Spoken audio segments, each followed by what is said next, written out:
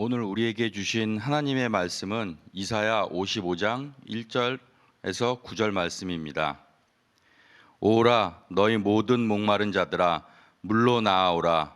돈 없는 자도 오라. 너희는 와서 사 먹되 돈 없이 값 없이 와서 포도주와 젖을 사라. 너희가 어찌하여 양식이 아닌 것을 위하여 은을 달아주며 배부르게 하지 못할 것을 위하여 수고하느냐. 내게 듣고 들을지어다. 그리하면 너희가 좋은 것을 먹을 것이며 너희 자신들이 기름진 것으로 즐거움을 얻으리라. 너희는 귀를 기울이고 내게로 나와 들으라. 그리하면 너희의 영혼이 살리라. 내가 너희를 위하여 영원한 언약을 맺으리니 곧 다윗에게 허락한 확실한 은혜이니라. 보라, 내가 그를 만민에게 증인으로 세웠고 만민의 인도자와 명령자로 삼았나니 보라, 내가 알지 못하는 나라를 내가 부를 것이며 너를 알지 못하는 나라가 내게로 달려올 것은 여호와 내 하나님 곧 이스라엘의 거룩하신 이로 말미암음이니라. 이는 그가 너를 영원하게 하였느니라. 너희는 여호와를 만날 만한 때에 찾으라. 가까이 계실 때에 그를 부르라. 악인은 그의 길을, 불의한 자는 그의 생각을 버리고 여호와께로 돌아오라. 그리하면 그가 긍휼히 여기시리라. 우리 하나님께로 돌아오라. 그가 너그럽게 용서하시리라. 이는 내 생각이 너희의 생각과 다르며 내 길은 너희의 길과 다름이니라. 여호와의 말씀이니라. 이는 하늘이 땅보다 높음 같이 내 길은 너희의 길보다 높으며 내 생각은 너희의 생각보다 높음이니라. 아멘. 오늘 나에게 주시는 은혜의 말씀을 듣겠습니다.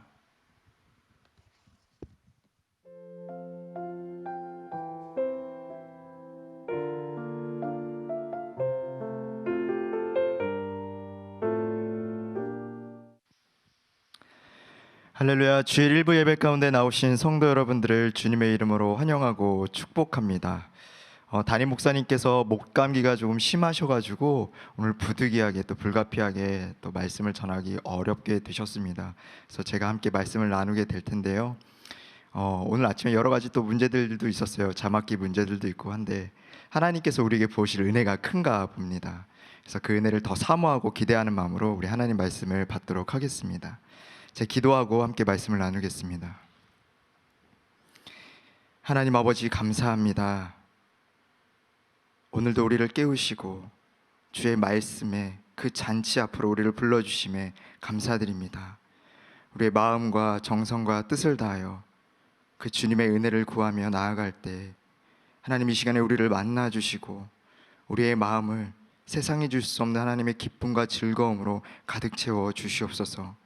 성령으로 하나님 함께하여 주시고 예수 그리스도의 보혈로 이 예배를 덮으시사 하나님 어떠한 영도 틈타지 못하게 하여 주시고 하나님 오직 주님과 우리 사이에 그 은혜의 교제만 남겨질 수 있는 축복의 시간이 될 수 있도록 역사하여 주시옵소서.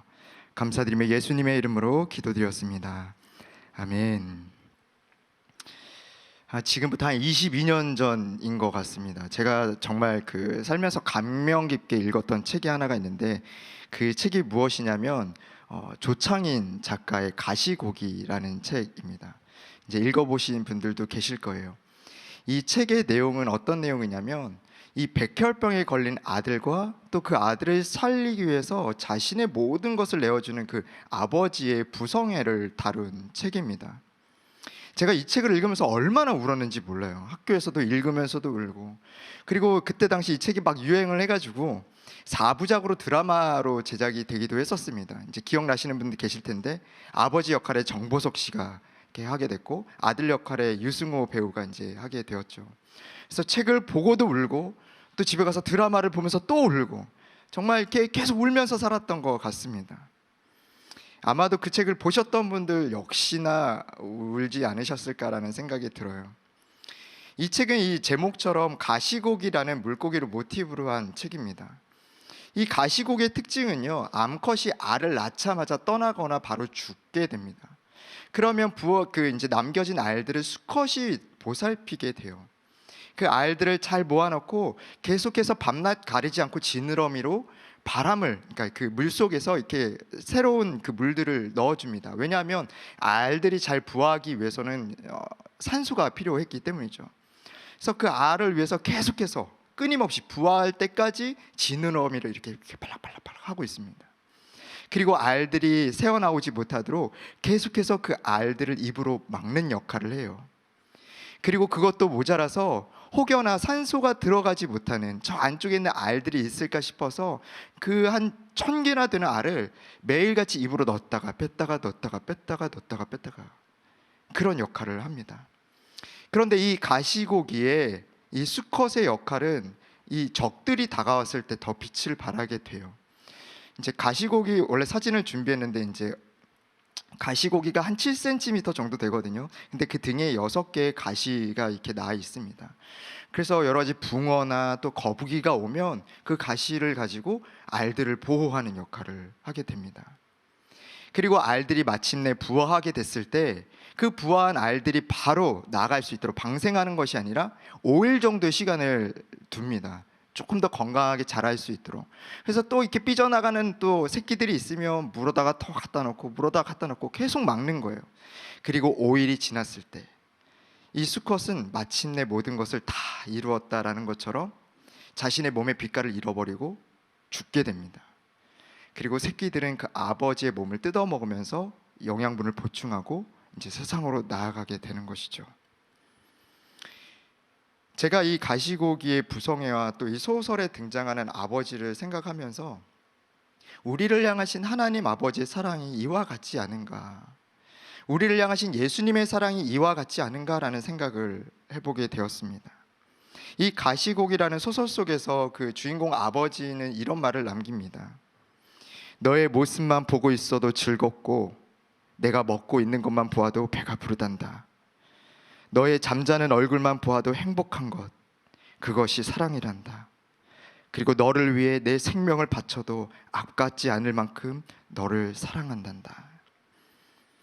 제가 이 책에 있는 이 아버지의 대사를 보면서요, 한 가지 성경 구절이 생각났습니다.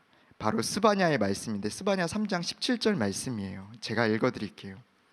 너의 하나님 여호와가 너희 가운데 계시니 그는 구원을 베푸실 전능자시라. 그가 너로 말미암아 즐거이 부르며 기뻐하시리라. 하나님이 우리를 향한 그 아버지의 마음이 그대로 담겨 있는 것이죠. 또 소설에 보면 이렇게 아버지가 기도하는 장면도 있습니다. 제가 읽어드릴게요. 하나님, 그래요, 나는 당신을 모릅니다. 당신에게 어떻게 말해야 하는지도 알지 못합니다. 아이는 당신을 알고 있습니다. 밥상 앞에서 어김없이 기도합니다. 잠들기 전에도 기도하는 것을 잊어버리는 법이 없습니다. 내가 당신을 믿지 않는 게 이 아이에게는 크나큰 걱정거리입니다. 아들의 믿음과 아버지의 간절함으로 당신에게 말합니다. 아이를 살려주십시오. 믿음이 없는 자에게 대가를 요구한다면 차라리 내 목숨을 걷어가십시오. 부디 나를 십자가에 못 박으십시오. 대신 아이를 살려주십시오. 마치 우리 한 사람 한 사람을 살리고자 자신의 모든 것을 내어주신 예수님의 모습과도 닮아 있습니다. 제가 왜 오늘 말씀 서두에 이 가시고기의 이야기를 꺼냈냐면, 오늘 본문에 나오는 이 이사야 선지자가 바로 이 가시고기와 같은 하나님 아버지의 사랑을 증거하고 있기 때문입니다. 우리에게 소개하고 있기 때문이죠. 이사야 55장은 소위 구원의 초청장이라고 불리는 장입니다. 만민을 향한 하나님 아버지의 값없는 그 구원의 초청과 모든 사람들을 향한 무한하신 하나님 아버지의 사랑을 있는 그대로 보여주고 있는 장이라고 할 수 있습니다. 우리 먼저 오늘 본문 1절 말씀을 읽어보겠는데요, 제가 읽어드리겠습니다. 오호라, 너희 목마른 자들아 물로 나아오라. 돈 없는 자도 오라. 너희는 와서 사 먹되 돈 없이 값없이 와서 포도주와 젖을 사라. 오늘 이 말씀 1절에 보면 제일 먼저 우리 인간의 상태를 그대로 보여주고 있습니다.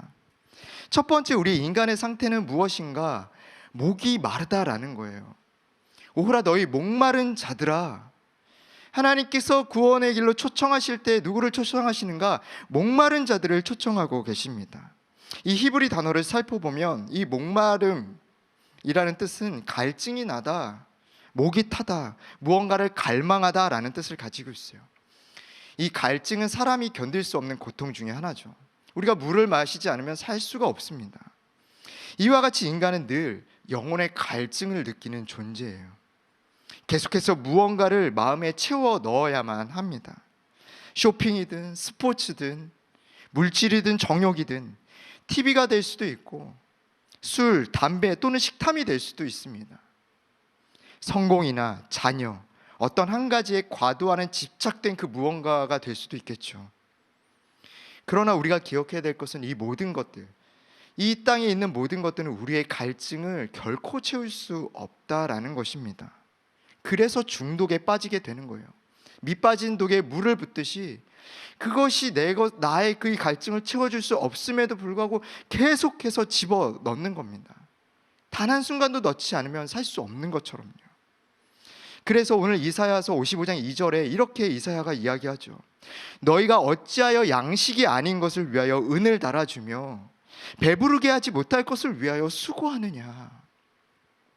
이것이 바로 영적으로 병들어 있는 우리 인간의 상태입니다. 두 번째 인간의 상태는 어떻게 표현하고 있는가? 돈 없는 자입니다. 돈 없는 자. 1절 말씀에 보니까 오라 너희 모든 목마른 자들로 물로 나아오라. 그리고 돈 없는 자도 오라. 인간의 상태를 설명할 때 두 번째로 표현하는 게 돈 없는 자이죠. 이 돈이 없다라는 것은 무엇을 의미하는 것일까요? 우리의 목마름을 위해서 우리가 해결할 수 있는, 우리가 할 수 있는 것이 아무것도 없다라는 것을 뜻합니다. 그 흔한 물조차도 사 먹을 돈이 없다라는 거예요. 마음에 계속해서 갈증은 일어나지만 우리 인간에게는 그것을 해결할 수 있는 방법이 아무것도 없습니다. 그나마 있는 돈도 양식이 아닌 것에 허비를 해버리고 말죠. 배부르게 하지 못할 것을 위해서 계속해서 수고를 합니다.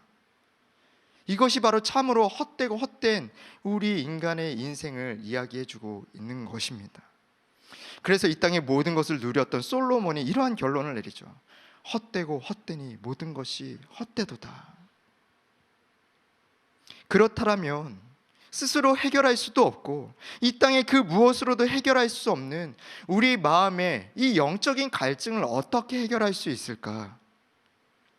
수학자 파스칼은 이렇게 믿어왔습니다. 인간의 마음은 어떤 피조물로도 채워질 수 없고 오직 창조주 하나님에 의해서만 채워질 수 있으며 예수 그리스도에 의해서 계시된 하나님의 형상을 한 빈 공간이 존재한다. 그러니까 파스칼이 뭐라고 얘기하냐면 인간의 마음은 이 세상의 어떠한 피조물로도 채울 수 없다라는 거예요.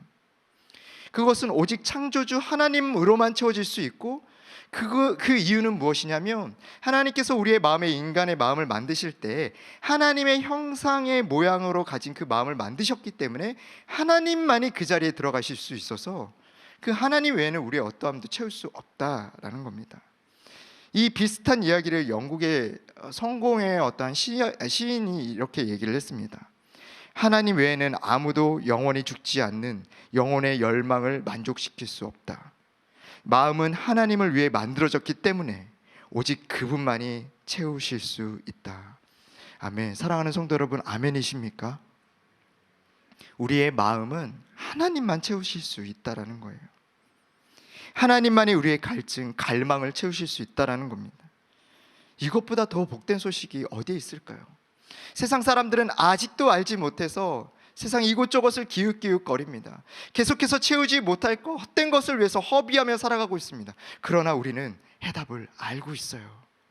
하나님만이 우리를 채우실 수 있다라는 것을요. 그런데 더 놀라운 사실이 한 가지 있습니다. 그것은 무엇이냐면 그 하나님이 오늘 저와 여기 계신 모든 분들을 초청하고 계신다라는 사실이에요. 우리가 찾기 전에 이미 그분께서 우리를 부르고 계신다라는 사실입니다. 오늘 본문의 1절 말씀을 다시 보니까 그 목마름을 해결하지 못하는 돈도 없는 이 인간들을 향하여 하나님이 말씀하고 계십니다. 오라 너희 목마른 자들아 물로 나아오라. 돈 없는 자도 오라. 너희는 와서 사 먹되 돈 없이 값없이 와서 포도주와 젖을 사라. 2절 말씀 하반절에도 보니 이렇게 나와 있어요. 내게 듣고 들을지어다. 그리하면 너희가 좋은 것을 먹을 것이며 너희 자신들이 기름진 것으로 즐거움을 얻으리라. 아멘. 내게 나오라. 세상의 모든 것이 해결해 줄 수 없었던 그 갈증과 공허함, 허전한 마음들, 도무지 찾을 수 없었던 기쁨과 즐거움을 내가 해결해 주겠다라고 말씀하고 계시는 것입니다. 그런데 이 말씀을 가만히 보니까 한 가지 특징이 있어요. 이상한 부분이 있는데 그것이 무엇이냐면, 여러분 캐치하신 분들도 계실 거고 뭐지? 라고 하시는 분들도 계실 거예요. 그 뭐냐면, 너희는 와서 사 먹되 돈 없이 값 없이 와서 포도주와 젖을 사라라는 겁니다. 여러분 눈치채셨습니까? 이상한 부분이 있지 않아요? 돈이 없는데 와서 사라는 거예요. 아니, 돈이 없다면 와서 그냥 먹어, 거저 먹어, 그냥 와서 누려라고 말하면 되는데 와서 굳이 사라라고 얘기합니다. 너희는 와서 사 먹되 돈 없이 값 없이 와서 포도주와 젖을 사라. 앞뒤가 안 맞는 거죠. 이사야는 이것을 강조하고 싶었던 겁니다. 하나님의 은혜예요. 이것이 하나님의 은혜입니다. 하나님께서 모든 사람들을 값없는 구원으로 초청하시는 것은 그 구원이 별것 아니어서, 무가치한 것이 아니어서, 지나가던 개나 소도 누릴 수 있는 그런 별것이 아니어서 그냥 와서 마음대로 가져다 쓰고 누려라 라고 말씀하시는 것이 아니다라는 겁니다. 오히려 그 반대인 것이에요. 이 구원은 너무나도 고귀한 것이어서 인간이 값을 지불하고 살 수가 없는 것이기 때문에 값없이 오라라고 말씀하고 계십니다. 그럼 왜 사라라고 말씀하셨을까? 와서 그냥 누리라고 하시면 되지 왜 사라라고 말씀하셨을까? 누가 그 사람을 대신해서 그 값을 지불했다라는 거예요. 인간이 지불할 수 없는 그 값을, 사야만 누릴 수 있는 그 은혜를 누군가가 이미 지불했다라는 것을 말씀해 주고 있습니다. 너희가 사라. 그 사람이 이미 페이하였으니 너희가 사는 것이 되는 것이다. 그러니까 너희가 와서 살아. 너희는 그 사람의 지불로 이미 페이한 그것으로 살 수 있다. 사랑하는 성도 여러분, 이 이사야의 말씀이 이해가 되십니까? 구원은 결코 공짜가 아닙니다. 분명히 누군가가 대신 값을 지불한 것이에요. 그분이 바로 예수 그리스도이십니다. 모든 인간을 죄로부터 구원하시기 위하여서 친히 십자가에 달려 그 값을 치르신 것이죠. 자신의 모든 것을 희생하시면서까지 몹시 두렵고 떨리지만 제자들에게 기도를 요청할 만큼 주저가 되는 상황도 있었지만 그보다 우리를 향하신 그 사랑이 더 컸기 때문에 자신을 내어주신 것입니다. 자신을 십자가에 달면서까지, 피 흘리시면서까지 그 값을 대신 지불하신 것이에요. 이 가시고기의 수컷이 자신의 모든 것을, 삶의 전부를 내어 주었던 것처럼요. 내가 이미 값을 지불했으니 오라. 양식이 되지 못하는 것을 위해서 은을 달아주지 말고, 너희가 배부르게 하지 못할 것을 위해서 수고하지 말고, 더 이상 목마르지 아니할 것, 좋은 것으로 기름지게 할 것을 내가 준비해 두었으니, 내가 이미 값을 치렀으니 오라라고 초청하고 계시는 것입니다. 예수님께서 말씀하고 계세요. 요한복음 4장 13절에서 14절 말씀에 제가 읽어드리겠습니다. 예수께서 대답하여 이르시되 이 물을 마시는 자마다 다시 목마르려니와 내가 주는 물을 마시는 자는 영원히 목마르지 아니하리니 내가 주는 물은 그 속에서 영생하도록 솟아나는 샘물이 되리라. 아멘. 또 요한복음 7장 37절 38절 말씀에 이렇게 기록되어 있습니다. 명절 끝날 곧 큰 날에 예수께서 서서 외쳐 이르시되 누구든지 목마르거든 내게로 와서 마시라. 나를 믿는 자는 성경에 이른과 같이 그 배에서 생수의 강이 흘러나오리라. 아멘. 예수님께서 서서 외치고 계십니다. 누구든지 목마르거든 내게로 오라. 내게로 오라. 예수님은 끊임없이 우리를 초청하고 계셨고 지금도 오늘 이 자리에서 저와 여러분들을 초청하고 계십니다. 이미 값이 지불된 그 누구도 어떤 노력으로도 살 수 없는 그 하나님의 고귀한 사랑과 구원과 은혜를 준비해 두셨다라는 거예요. 그런데 문제가 있습니다. 그럼에도 불구하고 그 아들까지 내어주셔서 그 누구도 값을 낼 수 없는 그 비싼 값을 치르셨음에도 불구하고, 그리고 잔치를 준비해놓고 오라라고 말씀하셨는데도 불구하고 오는 자가 없다라는 거예요. 그 초청에 응답하는 자가 없다라는 겁니다. 심지어 교회 안에 있는 사람들조차요. 자식은 부모의 사랑을 잘 깨닫지 못합니다. 그가 또 다른 자식을 낳기 전까지는 그 부모가 어떻게까지 희생해서 자기를 사랑했는지를 알지 못해요. 그것을 깨닫지 못할 때 이 자녀들은 부모의 사랑이 당연한 것처럼 여겨집니다. 그냥 내가 거저 받는 것처럼 여겨져요. 그리고 자기 마음대로 되지 않으면 내게 해준 것이 뭐가 있냐고 오히려 부모에게 반박을 합니다. 부모가 어떻게까지 자기를 사랑했는지를 알지 못하는 거예요. 어떤 희생을 겪었는지를 알지 못하는 겁니다. 신앙생활도 똑같은 것 같아요. 우리가 하나님의 사랑을요 당연한 것처럼 여기고 그냥 어떤 지식으로만 알고 있다면 우리는 그 사랑에 감격할 수가 없습니다. 그리고 여전히 내 뜻대로 되지 않으면 하나님 앞에 불평과 불만을 쏟아내어요. 내 기도 듣고 계십니까? 나를 사랑하시는 거 맞나요? 우리 인간이 그렇다라는 거죠. 저를 비롯해서 여기 계신 모든 성도님들에게 제가 질문을 드립니다. 지금 우리는 어디서 우물을 파고 있나요? 어떤 물을 마시고 계십니까? 그것이 우리의 배를 채워줄 수 있는 것인가요? 참 즐거움을 주는 것들입니까? 그래서 그곳에서 만족을 누리고 계십니까? 그것이 영원할 거라는 확신을 가지고 계신가요? 혹시 그것이 한순간에 사라질 안개와 같을 거라는 생각은 해보신 적 있으신가요? 진짜 하나님의 사랑을 알고는 계신가요? 예수님이 오늘 저와 여기 계신 모든 분들에게 말씀하십니다. 내가 이미 값을 지불했으니 내게로 오라. 누구든지 목마르거든 내게로 와서 마시라. 내가 너에게 참 기쁨을 주리라. 사랑하는 성도 여러분, 누가 오늘 이 예수님의 초청에 응답하시겠습니까? 다윗과 맺은 영원한 언약, 그 자손 예수 그리스도를 통하여 주신 영원한 샘물, 오늘 누가 그 샘에 가 그 물을 떠 마시고 세상이 줄 수 없는 기쁨을 누리시겠습니까? 이사야 선지자는 계속해서 이 복음에 대해서 이야기를 하고 있습니다. 오늘 본문 6절부터 7절까지의 말씀인데요, 제가 읽어드리겠습니다. 너희는 여호와를 만날 만한 때에 찾으라. 가까이 계실 때에 그를 부르라. 악인은 그의 길을, 불의한 자는 그의 생각을 버리고 여호와께로 돌아오라. 그리하면 그가 긍휼히 여기시리라. 우리 하나님께로 돌아오라. 그가 너그럽게 용서하시리라. 이 6절부터 9절에는 이 값없이 주시는 하나님의 그 구원의 은혜의 특징에 대해서 설명하고 있습니다. 하나님의 구원, 은혜는 값없이 주어지는 것이기 때문에 그 구원을 얻기 위해서 어떤 인간도 따로 지불해야 될 대가나 어떤 것들이 전혀 필요하지 않습니다.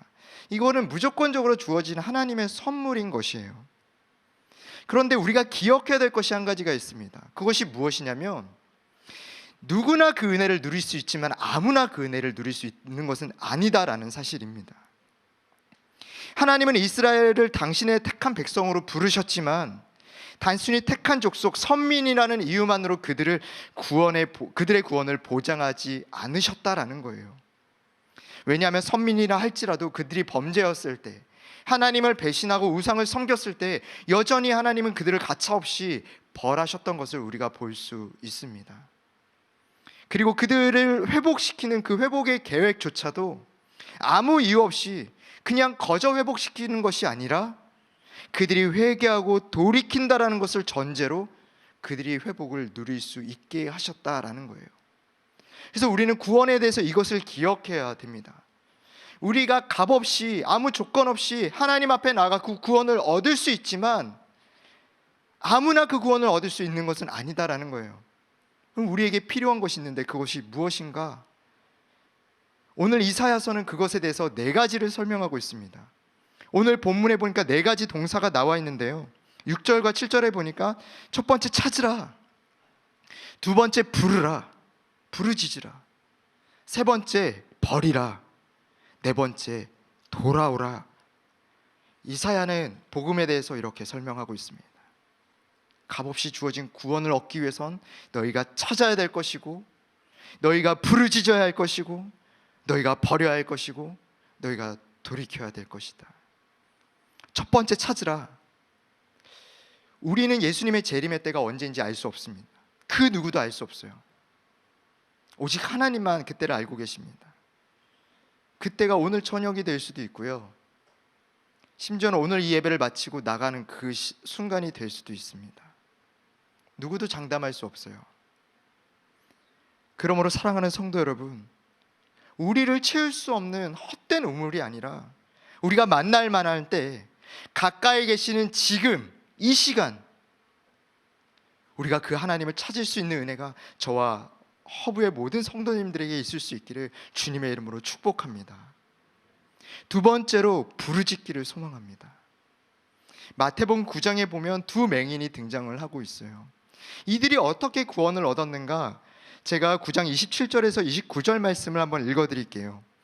예수께서 거기에서 떠나가실 새에 두 맹인이 따라오며 소리질러 이르되 다윗의 자손이여 우리를 불쌍히 여기소서 하더니, 예수께서 집에 들어가심에 맹인들이 그에게 나아오거늘 예수께서 이르시되 내가 능히 이 일을 할 줄 믿느냐? 대답하되 주여 그러하오이다. 이에 예수께서 그들의 눈을 만지시며 이르시되 너희 믿음대로 되라 하시니, 그들이 부르짖었을 때 소리질러 다윗의 자손 예수여 우리를 불쌍히 여겨 주시옵소서. 사랑하는 성도 여러분, 우리의 목마름을 채울 수 있는 분이, 그 유일한 소망이 하나님이시고 예수 그리스도라는 것을 우리가 알았다라면 우리는 그분께 부르짖어야 하는 것이에요. 주님, 우리의 목마름을 채워 주십시오. 우리에게 참 기쁨을 허락해 주십시오. 참 즐거움과 안식을 허락해 주십시오. 살려달라고, 구원해달라고 소리쳐야 되는 것이죠. 수많은 인파 가운데서 그들이 눈을 보기 위한 갈망으로 예수님 귀에 들리도록 그렇게 소리 질렀던 것처럼, 우리는 그 어떤 눈치 보지 않고 정말 내가 살고자 한다면 체면 다 버리고 하나님 앞에 나아가 부르짖어야 하는 것입니다. 우리가 그렇게 간절함으로 나아갈 때 그 놀라운 구원이 우리에게 임하게 될 줄로 믿습니다. 그리고 세 번째, 버리라. 버리라는 거예요. 오늘 말씀에도 보니까 악인은 그의 길을, 불의한 자는 그의 생각을 버리라라고 이야기하고 있습니다. 우리가 두 주인을 섬길 수 없죠. 내가 예수님을 붙잡으려면 반드시 예수님 말고 붙잡고 있는 그 다른 것들을 내려놓아야 합니다. 짐 엘리엇 선교사가 이런 말을 남겼죠. 영원한 것을 얻기 위해 영원하지 않는 것을 버리는 자는 절대 어리석은 자가 아니다. 사랑하는 성도 여러분, 지금 우리는 예수님 외에 무엇을 붙들고 계십니까? 한번 곰곰이 생각해 보았으면 좋겠어요. 내가 붙들고 있는 것, 뭐 돈이 될 수 있고 명예가 될 수 있고 삶의 안정, 자녀의 성공, 그리고 한 손에는 예수님을 이렇게 두고 한번 비교해 봤으면 좋겠습니다. 내가 과연 무엇을 선택하는 것이 옳은 선택인가? 무엇이 지혜로운 선택인가? 예수님 외에는 과감히 모든 것을 버릴 수 있는 은혜가 저와 허브의 모든 성도님들에게 있기를 주님의 이름으로 축복합니다. 마지막으로 돌아오라라는 거예요. 돌아오라. 버렸다면 돌아오라라는 거예요. 방향을 틀어야 합니다. 아이들 장난감 중에요, 이 태엽을 돌려서 이렇게 앞으로 찍찍찍찍 걸어가는 장난감 로봇들이 있잖아요. 그런 자동차들도 있고, 뭐 요즘은 건전지로도 많이 하지만, 근데 가만히 생각해 보면요, 그 로봇은요 계속해서 한 방향으로만 갑니다. 태엽을 감아놓고 놓으면 계속 그 앞만 보고 이렇게 가요. 그러면 다시 내 쪽으로 끌어당겨서 갖다 놓는다 한들 걔는 여전히 또 앞만 이렇게 갑니다. 그러면 그 로봇이 그쪽 바깥쪽이 아니라 제 쪽으로 오게 하려면 어떻게 해야 될까요? 그것은 계속 끌어다 놓는 것이 아니라 방향을 틀어줘야 되는 거예요. 그러면 계속해서 우리에게 오게 되어 있습니다. 사랑하는 성도 여러분, 우리 삶에서 방향을 틀어야 돼요. 누구에게로? 예수님께로요. 내가 삶에서 죄악을 끊고 하나님을 사랑하기로 결정하였다면 죄악의 자리에서 계속 끌어다 놓는 것, 물론 그것도 중요하죠. 하지만 삶의 방향을 틀어야 됩니다. 예수님만을 바라보기로 결정해야 돼요. 아침에 눈 뜰 때 예수님 바라보기로 결정하고, 삶의 모든 순간순간 가운데 예수님 바라보기로 결정하고, 문제와 상황이 어려워질 때마다 예수님 바라보기로 결단하고, 그런 사람이 있죠. 문제와 상황이 생기면 불평하고 불명하고 남 탓하는 사람들이 너무나 많습니다. 사실 오늘 아침에도 저희가 그럴 뻔했어요. 이제 뭐 자막이 좀 안 되는 시스템의 문제긴 하지만 인간의 마음이라는 게 그래요. 계속해서 무언가를 탓하고 싶습니다. 조명 또 갑자기 왜 이러는 거예요? 이럴 때 예수님, 너무 예수님 오신 거. 이럴 때 예수님 바라보는 거예요. 예수님 도와주십시오. 예수님만을 의지합니다. 예수님만을 바라봅니다. 아멘. 이런 놀라운 은혜가 예수님 바라보는 거예요. 그렇게 결정하는 겁니다. 사랑하는 성도 여러분, 구원은 값없이 주어진 것이지만 거저 얻을 수는 없습니다. 그래서 이사야 선지자는 그 진리를 알았기 때문에 이것을 이스라엘 백성들에게 가르쳐 줄 필요가 있었어요. 왜냐하면요, 이스라엘 백성들은요 오해하고 있었거든요. 자신들은 택함을 받은 선민이기 때문에 절대 망하지 않을 것이다라는 잘못된 믿음이 그들 안에 있었습니다. 어떠한 이방 나라들이 침투해 온다 하더라도 우리 국가는 절대 망하지 않을 것이다라는 확신이 있었어요. 근데 이사야는 그것이 아니다라는 것을 그들에게 가르쳐 주어야만 했습니다. 회개해야만 하나님의 은혜를 누릴 수 있다라는 것을 선포하고 있는 것이죠. 마지막 오늘 본문 8절에서 9절 말씀입니다. 우리가 주보가 있는 분들은 우리 8절 9절 말씀을 한번 같이 읽어볼까요? 시작. 이는 내 생각이 너희의 생각과 다르며 내 길은 너희의 길과 다름이니라. 여호와의 말씀이니라. 이는 하늘이 땅보다 높음같이 내 길은 너희의 길보다 높으며 내 생각은 너희의 생각보다 높음이니라. 아멘. 마지막으로 이사야가 이 복음에 대해서 마무리를 하면서 이 8절과 9절 말씀을 하는데 전혀 좀 맥락이 맞지 않는 말씀인 것 같지만요, 무엇을 말씀하는 거냐면 하나님의 생각은 전혀 우리와 다르다라는 것을 이야기하고 있어요. 그것은 무슨 뜻이냐면 우리가 구원을 얻기 위해서 우리가 이렇게 하면 되겠지, 주일 성수 빠지지 않으면 되겠지, 11조 꼬박하면 되겠지, 더 봉사하면 되겠지, 헌금 많이 하면 되겠지 라고 생각하지만 하나님의 생각은 우리와 다르다라는 거죠. 하나님이 계획하시고 뜻하신 그 말씀대로 순종해야만 우리가 그 구원을 얻을 수 있다라는 것입니다. 믿음은 하나님의 생각과 길이 우리의 생각과 길보다는 다르기 때문에, 그 차원을 뛰어넘는 것이기 때문에 전적으로 하나님만을 의지하고 그 말씀만을 붙들고 그 말씀만을 따라가는 것이 믿음입니다. 그래서 이사야서는 너희 생각 내려놓고 너희 생각과 다른 하나님의 말씀을 따르라라고 마지막으로 복음에 대해서 마무리를 하고 있어요. 이것이 이사야의 복음입니다. 값없이 주어진 은혜로의 초청, 그리고 우리가 찾을 때, 부르짖을 때, 버릴 때, 돌이킬 때 얻을 수 있는 은혜, 그리고 하나님만을 전적으로 신뢰하고 하나님만을 따라갈 때 우리는 복된 성도의 삶을 살 수 있는 것입니다. 자신을 내어주기까지 값을 지불하여 구원하시는 그 사랑, 죄로 말미암아 병들어서 세상에 이리저리 기웃기웃하고 방황하는 우리에게 주님은 오늘도 말씀하고 계십니다. 내게로 오라. 마르지 않는 물을 주리라. 기름진 것으로 너희의 배를 채우며 즐거움을 줄 것이다. 내가 이미 값을 다 지불했으니 오라. 그 주님께 오늘도 찾음으로, 부르짖음으로, 버림으로, 돌이킴으로 반응할 수 있는 저와 허브의 모든 성도님들 될 수 있기를 주님의 이름으로 축복합니다. 사랑하는 성도 여러분, 내일은 늦을 수 있어요. 왜냐하면 그날을 알지 못하기 때문이죠. 오늘 찾으십시오. 오늘 부르짖으십시오. 오늘 버리십시오. 오늘 돌이키십시오. 우리 주님만이 유일한 소망이 되십니다.